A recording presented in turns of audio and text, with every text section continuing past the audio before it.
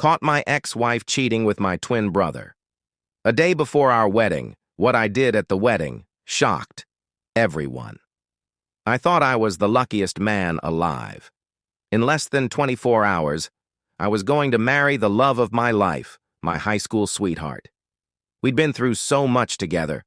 4 years of memories, plans for the future, and promises we made to each other. Everything felt perfect. My brother, my twin, was my best man. I trusted him with my life. But that night, everything changed.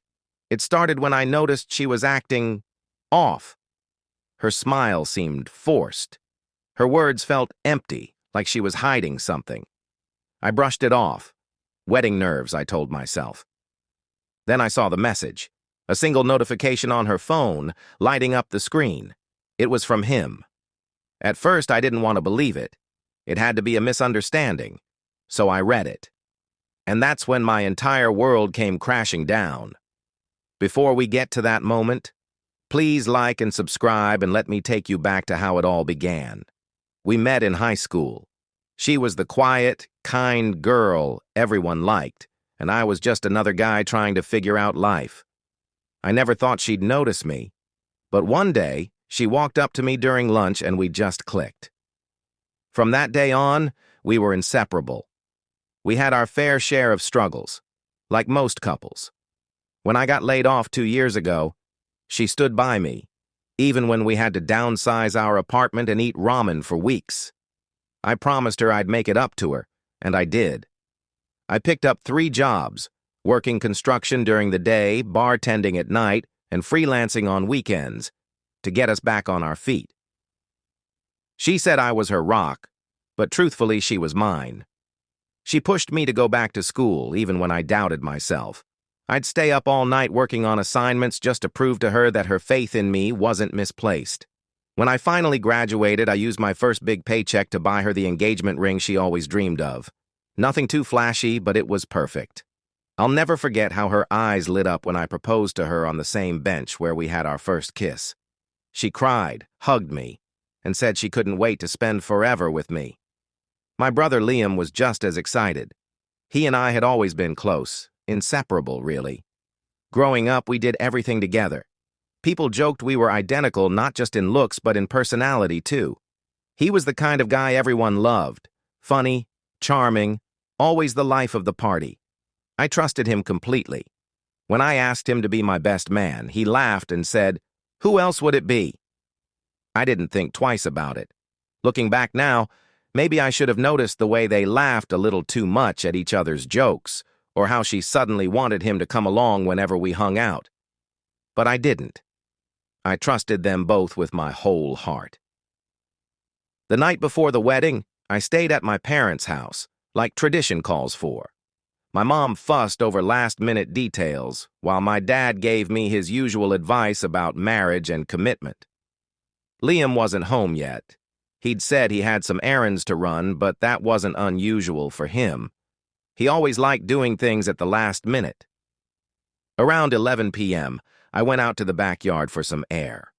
The night was quiet, the kind of silence that feels heavy, like something is about to happen. My dad's old dog trotted up beside me, and I leaned down to pet him, trying to shake the unease that had been building all week. I thought about how she had been acting lately, the forced smiles, the excuses to avoid spending time together, the way she and Liam had been sharing those strange glances. Something wasn't adding up, but I kept telling myself it was just nerves. After all, tomorrow was supposed to be the happiest day of my life. That's when I noticed Liam's car pulling into the driveway. He parked quickly, got out, and hurried toward the side of the house, like he didn't want anyone to see him. I wasn't sure why, but my stomach twisted. I decided to follow him. I stayed back, keeping to the shadows as he walked toward the shed near the back of the property. It was where we used to hang out as kids, a place filled with old memories and dusty tools. But why would he be going there now, in the middle of the night? As I got closer, I heard voices, muffled but familiar. Her voice, his voice. My chest tightened as I moved closer, my heart pounding so loud I thought they might hear it. "What if he finds out?" I heard her say, her tone anxious. "He won't," Liam replied, his voice calm, almost smug. "It's too late for that now. Besides, he'd never suspect us." I stepped closer, and through the crack in the door, I saw them. My brother and my fiancée, wrapped in each other's arms. Time seemed to stop. My legs felt like they were rooted to the ground, my hands clenched into fists at my sides. I wanted to burst through that door, to scream, to demand answers. But all I could do was stand there, frozen, as everything I thought I knew about them crumbled. They kissed, and I turned away, the sight too much to bear. I stumbled back toward the house, my mind racing. I wanted to confront them, to make them explain, but the words wouldn't come. Instead, I sat in the dark kitchen, my head in my hands, wondering how the people I trusted most in the world could betray me like this. I sat in that kitchen all night, replaying the scene over and over in my head. The two people I loved most had betrayed me, my fiancée, Sophie, my twin brother, just hours before the wedding. The pain was unbearable. But as the night dragged on, something shifted. The hurt turned to anger, and the anger turned into something sharper, a determination to make sure they felt the same humiliation and betrayal they had inflicted on me. By the time the sun rose, I had a plan. When I got back to the house that morning, I acted normal. I greeted my mom, joked with my dad, and pretended to be excited about the big day. Liam showed up a little later, looking tired but cheerful, as if nothing had happened. I wondered how he could sit there, laughing with me, knowing what he'd done the night before. Sophie texted me a few times that morning, saying how excited she was, how she couldn't wait to be my wife. I didn't respond. Every word she sent felt like a knife in my chest, but I played along, keeping my face calm. I knew what I had to do. The ceremony went off without a hitch, or at least that's how it looked to everyone else. I stood at the altar waiting for Sophie to walk down the aisle, my heart pounding in my chest. Liam was there, standing beside me as my best man, smiling like he hadn't destroyed my world. When Sophie appeared at the end of the aisle, dressed in white and glowing, the guests all gasped. She looked beautiful, but to me she looked like a stranger.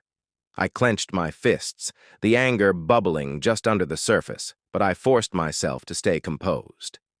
The ceremony began, and the officiant went through the usual motions. I barely heard a word. My mind was on what was about to happen. When it was time for the vows, Sophie went first. She spoke about how much she loved me, how she couldn't wait to spend the rest of her life with me. Her voice trembled, and I could see tears in her eyes. The guests were eating it up, completely unaware of the truth. Then it was my turn. I held her hands and looked into her eyes, the same way I had so many times before. My voice was calm, steady, as I began. "Sophie, these past 4 years have been the best of my life. I thought I found someone I could trust, someone who would stand by me no matter what. Someone who would love me as much as I loved them." She smiled, nodding slightly, tears glistening in her eyes. "But love is built on trust, isn't it?" I continued, my voice growing colder. "And trust is something you destroyed the moment you decided to betray me, last night." Her smile faltered. A murmur rippled through the guests, confused whispers filling the room. I stepped back slightly and turned to the audience. "I made a special video for today," I said, my tone sharp. "I think it'll explain everything better than I ever could." I gestured toward the projector screen behind us. My best friend, who had been in on the plan since this morning, hit play. The room fell silent as the video began. It started with a clip of us, happy moments from our relationship, vacations, birthdays, all the times I thought we were in love. Then the screen cut to footage I'd taken last night. The image was grainy but clear enough. Sophie and Liam in the shed, locked in an embrace. Her voice filled the room. "What if he finds out?" Liam's reply followed. He won't. It's too late for that now. Gasps filled the air. Sophie's face turned pale, her eyes wide with horror. Liam froze, his jaw dropping as he stared at the screen.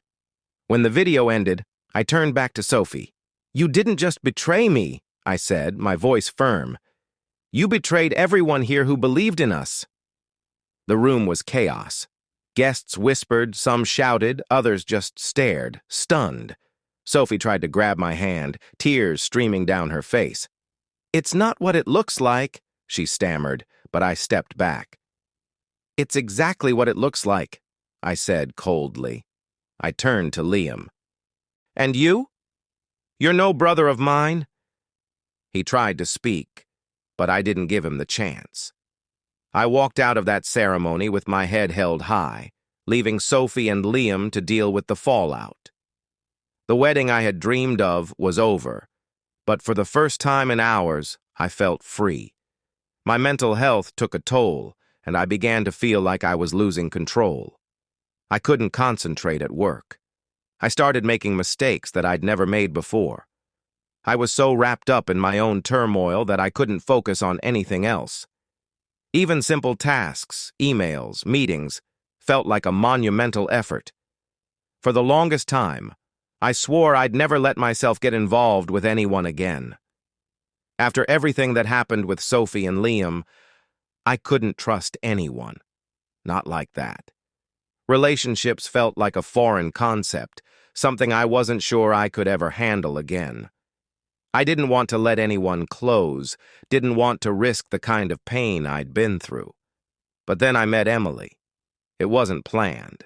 It was a casual meeting through a friend of a friend.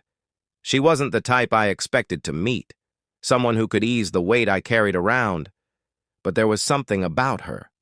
She was refreshing. I didn't feel the need to pretend around her. There was no pressure. She wasn't trying to fix me or ask questions I wasn't ready to answer. She just made me laugh, effortlessly, like life could still have moments of ease.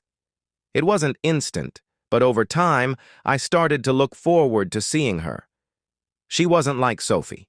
She didn't remind me of any of the things I feared: deceit, betrayal. Emily was kind, but she was also real. She didn't try to tell me what I should feel or how I should be moving on. She just listened when I needed it, and she didn't push for anything more. As the weeks passed, we spent more time together. Casual dinners, walks by the lake, quiet moments that didn't feel like they had to be filled with anything grand. But those moments, simple as they were, began to feel like something I'd been missing for a long time. One night, as we walked by the water, I didn't need to say anything. She didn't press me for answers. She just let me be in the moment. It wasn't about forgetting Sophie or Liam. It was just about being. And for once, it felt okay to let my guard down, even if just for a moment. I didn't know what was happening between us, but I knew it was different than anything I'd felt in a long time. There was no rush, no pressure, just peace. I didn't expect it to change things so quickly, but over time I realized that Emily wasn't someone I had to shut out. Slowly I began to let myself feel again. I didn't know if I was ready to trust anyone completely, but with her it felt like I could try. I wasn't ready to forget everything that happened, but maybe I didn't need to. Maybe healing wasn't about erasing the past. It was about moving forward, even if it was one small step at a time. As I spent more time with Emily, I couldn't help but think about Sophie, about the love I thought I had. Was I moving on too soon? Or was I just trying to find something, anything, that could make the hurt stop? It was a constant battle inside my mind, the guilt, the fear. But then, Emily was there, not asking for more than I was willing to give. She was patient, and in that patience, I found a kind of comfort I didn't think was possible anymore. Would you forgive someone who betrayed you this deeply? I mean, the kind of betrayal that rips apart everything you thought was real. Sophie, the woman I loved, the woman I trusted, cheating on me with my twin brother, just a day before our wedding. Could anyone really forgive that? I told myself I wouldn't. I couldn't. But then, Emily came into the picture and somehow it made me question everything. Maybe forgiveness wasn't about letting her off the hook. It was about finding peace for myself. As Emily and I grew closer, I found myself, slowly but surely, feeling like I was getting back to who I was before all the pain. And yet, there was still that shadow, that constant reminder of what had happened. One evening, as we were sitting at a bar, I asked her something that had been on my mind for days. Do you think it's possible to ever trust again after something like that? I was still processing everything, still grappling with the idea of letting someone in again. She didn't answer right away, taking a sip of her drink before looking at me thoughtfully. "Trust is hard," she said, her voice quiet. "But maybe it's more about learning to trust yourself again first." Maybe she was right. Maybe the first step wasn't trusting someone else. It was trusting myself, trusting that I could make better decisions moving forward. But it wasn't that simple. Every time I looked at Emily, I couldn't help but remember Sophie and Liam. The sting would hit, even if it was just for a second. How could I let someone into my life when the people I trusted most had shattered everything? Maybe you've been there too. Maybe you've been betrayed by someone you thought would never hurt you. And now you find yourself asking the same questions. Can I trust again? Can I move on? Or will the past always haunt me? There were times when I doubted myself, when the urge to pull away from Emily was overwhelming. But something about her made it hard to walk away. Something in the way she didn't try to rush me, didn't try to fix me, but just was there, quietly. I realized she wasn't Sophie. She wasn't Liam. And that thought gave me the smallest bit of hope. As time went on, Emily and I grew closer. Our bond became something real, something I couldn't ignore anymore. But it wasn't a fairy tale. It wasn't easy. The past never truly left me. I kept expecting the worst, waiting for the moment when history would repeat itself, when someone would betray me again. But every day Emily proved me wrong. She showed up, and in doing so, she began to heal the part of me that had died with Sophie's betrayal. But that's the thing about healing. It doesn't happen all at once. It doesn't happen in a straight line. You take 2 steps forward and 1 step back. And it's messy. Tell me, do you think Sophie was justified in her actions? Was I right to walk away from her, or did I give up on something that could have been saved? I'll be honest, I still wonder about that sometimes. Could she have ever really loved me? Or was it all just a lie from the beginning? I think about it often, and I wonder when I look at Emily, if I'm really ready to trust again. It's not easy, but one thing I know for sure is that what Sophie did will never define me. Not now, not ever. And that's something I think we all need to remember. No one has the power to define us by their betrayal. The past doesn't own us. We choose how we move forward. So what do you think? Can someone really move on after a betrayal like that? Can a relationship survive something so destructive, or is it best to walk away and never look back? I want to hear your thoughts. Leave a comment below and tell me what you'd do in my shoes. If this story shocked you, or if you've ever been betrayed and found the strength to heal, hit that like button and subscribe for more jaw-dropping tales of love, loss, and everything in between. You won't want to miss the next one.